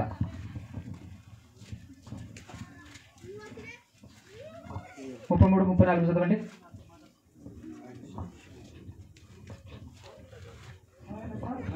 ఆయన సాక్ష్యము అంగీకరించిన వాడు దేవుడు సత్యవంతుడను మాటకు ముద్ర వేసి ఉన్నాడు. ఏలయనగా దేవుడు తాను పంపిన వానికి కొలత లేకుండా ఆత్మను అనుగ్రహించును గనక ఆయన దేవుని మాటలే పలుకును. అందుకోసం యేసుక్రీస్తు ప్రభువు అనేకసార్లు చెప్పినటువంటి మాట ఏంటంటే, నా అంతటి నేను మాట్లాడట్లేను, నేను దేవుని మాటలే పలుకుచున్నాను. ఏమి మాట్లాడవలెనో కూడా నాకు నేర్పించింది ఆయనే అంటాడు. నాకు ఆజ్ఞాపించింది ఆయన. ఏం మాట్లాడాలో కూడా. ఇప్పుడు అవన్నీ చూసుకుంటూ పోతే మనకు సాయంత్రం వరకు కూడా ఈ సబ్జెక్టు ఓడవదు. కానీ ఫైనల్గా ఒక మాట చెప్పి నేను ప్రార్థన చేసేస్తాను. ఆయన ఇదంతా చేసిన తర్వాత 100% ఆయన ఎవరో కన్ఫర్మ్ ఎప్పుడైందో తెలుసా? ఆయన ఎవరో రుజువు ఎప్పుడైంది, ప్రూఫ్ ఎప్పుడైంది అని అంటే, ఆయన చనిపోయి 3వ దినాన తిరిగి లేవటంతో ఏమని రుజువు చేయబడ్డాడో ఒక్కసారి రోమీయులకు రాసినటువంటి పత్రిక 1వ అధ్యాయము 5, 6 వచనాలు 1 నుంచి 7 వరకు మొత్తం కలగలిపి ఉంటుంది. అయితే మీరు దేవుడు తన కుమారుడును అన్న దగ్గర నుంచి స్టార్ట్ చేయండి. దేవుడు తన కుమారుడును మన ప్రభువైన యేసుక్రీస్తు. వండర్ఫుల్ మాట కదా అది. దేవుడు తనకు కుమారుడు, మనకు ప్రభు. తనకేమో కుమారుడు, మనకేమో ప్రభు. ఎంత చక్కగా చెప్పాడు. దేవుడు తన కుమారుడును మన ప్రభువైన యేసుక్రీస్తు విషయమైన ఆ సువార్తను పరిశుద్ధ లేఖనముల యందు తన ప్రవక్తల ద్వారా ముందు వాగ్దానము చేసెను. అంటే పాత నిబంధన కాలంలో ముందుగానే ఎవరి గురించి సువార్త ప్రకటించారట ప్రవక్తలు? చెప్పండి, ఎవరి గురించి? గట్టిగా చెప్పండి. అస్సలు మీరు అలా చెప్పొద్దు. యేసుక్రీస్తు అని. ఎవరి గురించి? తన కుమారుని గురించి. అదేనా కదా? తన కుమారుని గురించి పాత నిబంధన కాలంలో కూడా ప్రవక్తలు ప్రవచించింది ఎవరి గురించి అంటే, తన కుమారుడి గురించి సువార్త ప్రకటించారట. ముందుగా ప్రవక్తల ద్వారా ముందు వాగ్దానం చేసెను. నెక్స్ట్, యేసుక్రీస్తు శరీరమును బట్టి దావీదు సంతానముగాను మృతులలో నుండి పునరుద్ధానుడైనందున పరిశుద్ధమైన ఆత్మను బట్టి దేవుని కుమారుడుగాను ప్రభావముతో నిరూపింపబడను. ఇప్పుడు యేసుక్రీస్తు ప్రభువు ఎలా నిరూపింపబడను? ఇప్పుడు మనల్ని కన్ఫ్యూజ్ చేయడానికి కొంతమంది ఎలా ప్రయత్నం చేస్తూ ఉంటారంటే, బైబిల్లో యేసుక్రీస్తు ప్రభువు వారు దావీదు కుమారుడు అని రాయబడలే? రాయబడి ఉంది. అబ్రహాము కుమారుడు అని రాయబడలే? రాయబడి ఉంది. అలాగే దేవుని కుమారుడు అని కూడా రాయబడి ఉంది. కాబట్టి ఇప్పుడు ఏం చేద్దాం? రాయబడింది ఎందుకు? నమ్మటానికి కాదా? రాయబడింది ఎందుకంటే నమ్మటానికి కాదా? నమ్మటానికే. దావీదు కుమారుడు అనొచ్చు, దేవుని కుమారుడు అనొచ్చు, అబ్రహాము కుమారుడు అనొచ్చు, దేవుడు కూడా అనొచ్చు. పో అక్కడ ఫైనల్గా ఎందుకు మనల్ని అక్కడికి కొడుకు నడిపించాలి ఏదో ఒకటి చేసి. కాళ్ళు ఇరగొట్టో, కుర్చీ మీద కూర్చోబెట్టో, వీల్ చైర్ మీద కూర్చోబెట్టో, మొత్తానికి అక్కడి వరకు నడిపించాలి మనల్ని. అది వాళ్ళ ప్రయత్నం అన్నమాట. కానీ ఇక్కడ చాలా క్లియర్గా చెప్పాడు, అబ్రహాము కుమారుడైనా దావీదు కుమారుడైనా అది శరీరాన్ని బట్టి బ్రదర్, కానీ ఆత్మను బట్టి ఏమని రుజువు అయ్యాడు, ఫైనలైజేషన్ ఏమైంది అనా కదా. నేను మిర్యాలగూడలో స్టార్ట్ చేశాను ఆ జర్నీ. మొదలు ఎన్ని ఊర్లు తగిలినాయంటే, కానీ చివరికి చేరాల్సింది ఎక్కడ? నేను ఇగో ఈ లంబసింగి ప్రాంతంలో ఉన్నటువంటి ఈరోజు కొత్తూరుపాడు, నిన్న గాలిపాడు, అంతకుముందు కొర్రపాడు, అంతకుముందు గొయ్యిగుంట. ఇక్కడికి వచ్చి ఆగటం. మధ్యలో ఇక్కడ నాగేనా? మధ్యలో ఎన్నో ఊర్లు తగిలినాయి. అలాగే యేసుక్రీస్తు ప్రభువు గారు అనేక పేర్లతో పిలువబడ్డారు. ఏమని? దావీదు కుమారుడు, అబ్రహాము కుమారుడు, మరియా కుమారుడు, ఒండ్లవాని కుమారుడు. ఎన్ని మనిషి కుమారుడు ఎన్ని పిలిపించినా కూడా ఫైనల్ ఏంటి? ఫైనల్ ఏంటి? అది రుజువైందేంటి? దేవుని కుమారుడు అని ప్రభావముతో నిరూపింపబడిన తర్వాత ఇప్పుడు బైబిల్ ఏమని రుజువు చేసింది? 100% దేవుని కుమారుడు అని బైబిల్ ప్రభావముతో రుజువు చేసేసింది. ఇది బైబిల్ నిరూపణ. ఇప్పుడు సునకాలు వచ్చి ఏమని అవుతాయి తెలుసా? నేను నిరూపిస్తా యేసు ప్రభు దేవుడే అని. ఎవరికి సవాల్ విసురుతున్నావు నువ్వు ఇప్పుడు? బైబిల్కి. ఎవరికి సవాల్ విసురుతున్నావు? దేవునికి. అయ్య బాబోయ్, బైబిల్లో దేవుడే నిరూపించి పెట్టిన మ్యాటర్ ఏంటి అని అంటే యేసు ప్రభు పక్కా దేవుని కుమారుడైన రుజువులతో నిరూపించేశాడు. కన్ఫర్మ్. మేము అక్కడితో సాటిస్ఫై అయ్యాం. అలా ఉంటేనే నీకు ఈ లోకం జయించగలవు, పరలోకం వెళ్ళగలవు. ఇది కన్ఫర్మ్ అని అంటే లేదు లేదు లేదు లేదు నేను తీస్తాగా, రండి తీస్తా అని చెప్పేసి పట్టుకెళ్తాడు నరకానికి. అవునా కదా? యేసు ప్రభువు దేవుడే, యెహోవా దేవుడే, పరిశుద్ధాత్మా దేవుడే అన్నాడు. మరి ఒక్కడే దేవుడు అని చెప్పేసి ఉంది బైబిల్ అనేక సార్లు అంటే ఆ ఒక్కడే దేవుడు నిజమే, ఎవరు కాదన్నారు అంటాడు. మరి ఈ ముగ్గురిని ఎలా మిక్స్ చేస్తాడు ఈయన? అరే ఏ మిక్స్లో వేస్తాడు ఇప్పుడు ఈయన అని మనం ఆయన దగ్గరికి వెళ్ళామనుకో, ఒకడు అంటాడు ముగ్గురే ముగ్గురు ఒకటే. ముగ్గురు ఒకటే అన్న సంగతి మాకు కూడా తెలుసు.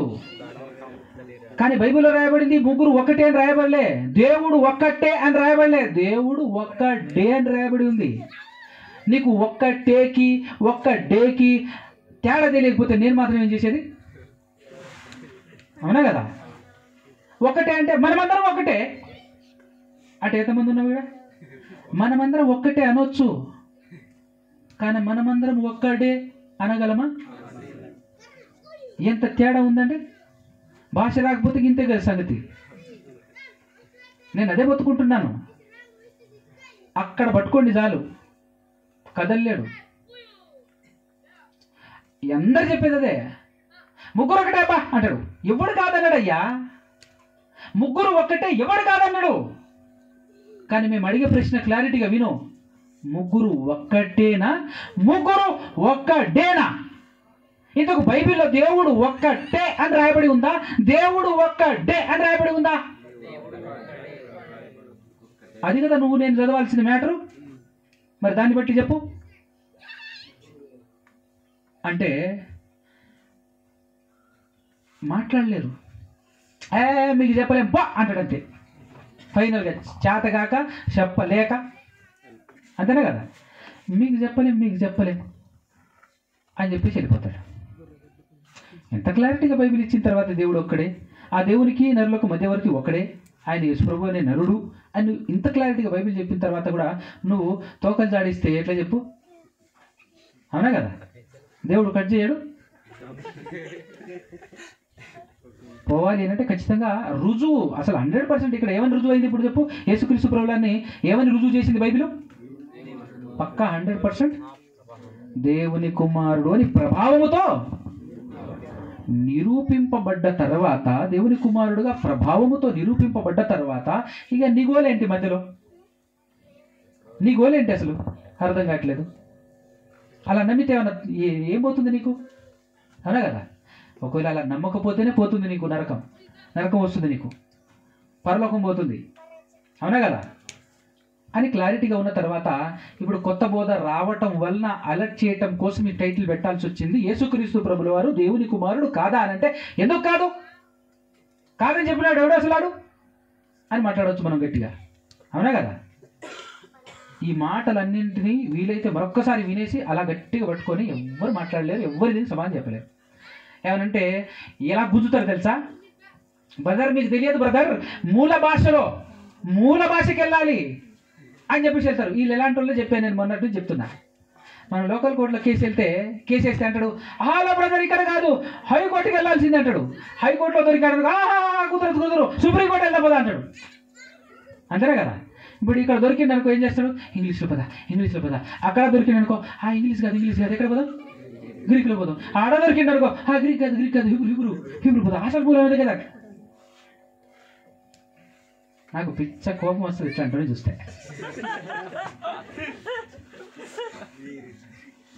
ఇప్పుడు ఎంత విడిచిపెట్టేసి హీబ్రూ గ్రీకు చదువుకుంటూ కూర్చోవాలనా? ఇప్పుడు అది నేర్చుకోకపోతే దీని ప్రకారంగా పోతే రాదా పరలోకం? హీబ్రూ అంట గ్రీకు అంట ఏవేవో పోతుంటాడు. ఇగో తప్పు చేస్తున్నాడు ఏం చేస్తాడు, లోకల్ కోర్టు, హైకోర్టు, సుప్రీంకోర్టు ఇంకా పోతూనే ఉంటాడు పైకి. అలా తప్పించుకునే ప్రయత్నం చేస్తూ ఉంటారు. కాబట్టి జాగ్రత్త పడండి.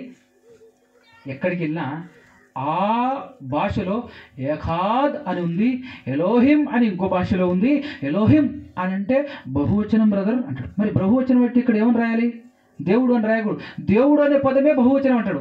అలాంటప్పుడు ఏమని రాయాలి? తెలుగులో దేవుళ్ళు అని రాయాలి. అవునా కదా? ఇంకొకటి వచ్చేసి అంటాడు దేవుడు అనే పదం కరెక్టే బ్రదర్, కానీ ఏఖాద్ అనే పదంలోనే బహుళత్వం ఉంది అంటాడు. ఏఖాద్ అని అంటే ఒక్కడే. అందులో బహువచనం ఉన్నప్పుడు ఒక్కటే అని రాయకూడదు, ఒక్కటి అని రాయాలి. మరి ఇక్కడ మన దేవుడు ఒక్కటే అని రాయాలి. అప్పుడు మేము నోరు మూసుకుంటాం, సైలెంట్గా మాటను కూడా మాట్లాడాము. అవునా కదా? మరి బైబిల్లో ఒక్క డే ఉన్న తర్వాత దేవుడు ఒక్కడే అంటే దేవుళ్ళో బహువచనం ఉంది అని కొందరులో మాట్లాడుతుంటే ఒక్కడే అనే పదంలో బహువచనం ఉందని మరికొందరు. దేవుడు ఒక్కడే ఈ రెండు పదాలు. ఇందులో బహువచనం అని కొంత బ్యాచ్, ఇందులో బహువచనం అని కొంత బ్యాచ్. ఏం చేద్దామని ఫైనల్గా మీరు ఎంతమందినైనా చూపిద్దామని. అంత వద్దండి, ఈ ముగ్గురిని కలిపేశారు మేము సాటిస్ఫై అంటారు వాళ్ళు. కానీ దేవుడు ఒక్కడే అని బైబిల్ చెప్పింది. దేవునికి వేరుగా యేసుక్రీస్తు ప్రభువు వారు దేవుని కుమారుడుగా కనపడుతుంటాడు. ఆయన దేవుడైతే ఆయనకు మనకు మధ్యవర్తిగా, పూజారిగా, ప్రధాన యాజకుడు యేసు ప్రభు కనపడుతుంటాడు. ఇంత క్లారిటీ ఉన్న తర్వాత కూడా రకరకాల బోధలోనికి వెళ్ళేసి వాళ్ళు కన్ఫ్యూజ్ అయిపోయి మనల్ని కన్ఫ్యూజ్ చేసేసి ఫైనల్గా నరకానికి నడిపించేటటువంటి ప్రయత్నం చేస్తున్నారు. కాబట్టి మీరు 1కి 10 కాదు 100 సార్లు ఆలోచించండి, పరిశీలన చేయండి. పరిశీలనాత్మకంగా వాస్తవాన్ని తెలుసుకునేటటువంటి ప్రయత్నం మీరైనా నేనైనా మనమందరమైనా చేయాలి, చేస్తూ ముందుకు సాగాలి. ఎందుకంటే ఉన్నది ఒకటే ఒక జీవితం అండి, పోతే మళ్ళీ రాదు, పరలోకం చేరాలి కదా. కన్ఫ్యూజ్ చేసేవాళ్ళు లేకపోతే ఇంత కన్ఫ్యూజ్ అవసరం లేదు. సరదాగా బైబిల్ చదివినా చాలు. ఒక చిన్న మాట చెప్పి నేను పాఠం ముగించేస్తాను, ఏమనుకోకండి. బైబిల్ని తమంతట తాము బైబిల్ని చదివేటటువంటి వాళ్ళకి నిజంగా చెప్తున్నా నిజం అర్థమవుతుంది, వాస్తవం అర్థమవుతుంది. కానీ ట్రైనింగ్లని పోతుంటారు చూసావా సంస్థల దగ్గరికి, రుద్ది పంపించేస్తారండి. వాళ్లకు తెలిసింది రుద్ది పంపిస్తారు తప్పించి బైబిల్లో ఏముందో మాత్రం అస్సలు చెప్పారు. ఇది మాత్రం పక్కా వాస్తవం, నిజం చెప్తున్నా. నీ అంతటా నువ్వు చదువుకొని తెలుగు బైబిల్ చదువు, దేవుడు ఎవడో అర్థమవుతుంది, యేసుప్రభు ఎవరో అర్థమవుతుంది. నీట్గా బైబిల్ అంతా క్లారిటీగా ఉంది. కానీ క్లారిటీ లేకుండా చేసేది ఎవరో తెలుసా? ఈ సంస్థలలో ఈ బయట ఉన్నటువంటి ఈ బోధకులు అనేటటువంటి వాళ్ళే. వాళ్ళ దగ్గర నేర్చుకుంటే వాళ్ళకి అర్థమైంది రుద్దుతారు తప్ప ఉన్నది నేర్పించడం. అందుకోసమే నేను ఎక్కడ నేర్చుకోలే, దేవుడే నాకు నేర్పించాడు. అంటే ఏ సంస్థ దగ్గరికి వెళ్ళేసి ఎక్కడా పోయి నేను 1 సంవత్సరం 2 సంవత్సరాలు ట్రైనింగ్ చేసిన దాఖలాలు నైజే అంత. బీటెక్ అయిపోయిన తర్వాత 2-3 సంవత్సరాలు యాజ్ ఎలక్ట్రికల్ ఇంజనీర్గా వర్క్ చేసిన తర్వాత దాన్ని రిజైన్ చేసేసి వచ్చేసి కూర్చొని ఫర్ డే వచ్చేసి నేను 18 hours చదివాను బైబిల్. 18 గంటలు ఒక రోజుకి కూర్చొని బైబిల్ చదివితే తినటం అక్కడే, పడుకోవటం అక్కడే. దగ్గర 7-8 నెలలు చదివాను. ఆ తర్వాత చదవలేదని కాదు, ఆ తర్వాత కూడా పరిచర్య అలా పరిచర్య పెరిగిన తర్వాత రోజుకు 5 నుంచి 10 గంటలు దొరికితే చదువుతూ ఉంటా. అప్పుడు దేవుడు నాకు తెలియచేసింది. దాంతోపాటు నేను అనేకులు చెప్పే అన్ని వింటుంటాను యూట్యూబ్ మనకు ఫ్రీగా. నేను ఎప్పుడు హైదరాబాద్లో ఉన్నాను, హైదరాబాద్లో ఉన్నప్పుడు ఇంటర్నెట్ పెట్టించుకున్నాను, ల్యాప్టాప్ ఉండే అప్పటి నుంచే. ఆ ల్యాప్టాప్ ఓపెన్ చేయటం, చాలామంది వినటం, ఎవరు ఎలా మాట్లాడుతున్నారు, బైబిల్ ఎలా ఉంది, ఎవరు ఏం మాట్లాడుతున్నారు, బైబిల్లో ఉంది. అలా చెక్ చేసుకుంటూ చదవటం వల్ల నాకు ఈ వాస్తవం బోధపడింది. ఈ వాస్తవం బోధపడిన తర్వాత నాలాంటి వాడు ఎవడైనా ఉన్నాడా బయట అని చూడటం జరిగింది. అప్పుడు దొరికింది జగన్న. నాలాంటి వాడు ఎవరైనా ఉన్నాడా అంటే చాలామంది దొరికిన తర్వాత ఇక్కడ మీరు దొరికారు. అవునా కదా? సత్యం వాస్తవం తెలుసుకునేటువంటి వాళ్ళు చాలామంది ఉన్నారు. కాబట్టి ఈ సత్యం ప్రకారంగా ముందుకు సాగుదాం. మనుషుల్ని కాదు వెంబడించాల్సింది వాక్యాన్ని. వాక్యాన్ని వెంబడిస్తే సత్యం లోనికి నిన్ను నడిపిస్తుంది. ఆ ప్రకారంగా మనం అందరం ఉండాలి. దేవుడు అవకాశం ఇస్తే మరొక్కసారి కలుసుకోవటానికి ప్రయత్నం చేద్దాం. అప్పటి వరకు మీ అందరికీ సెలవు. కళ్ళు మూసుకొని తల్లించండి, చిన్న ప్రార్థన చేసుకుందాం. పరమాత్ముడా, పరిశుద్ధుడా, పరమందు ఆశీనుడా, సకల ఆశీర్వాదాలకు కారణభూతుడమైన తండ్రి, మీ ఘనమైన శ్రేష్టమైన నామానికి స్తుతి స్తోత్రాలు కృతజ్ఞతాస్తుతులు చెల్లించుచున్నాము తండ్రి. ఇదిగో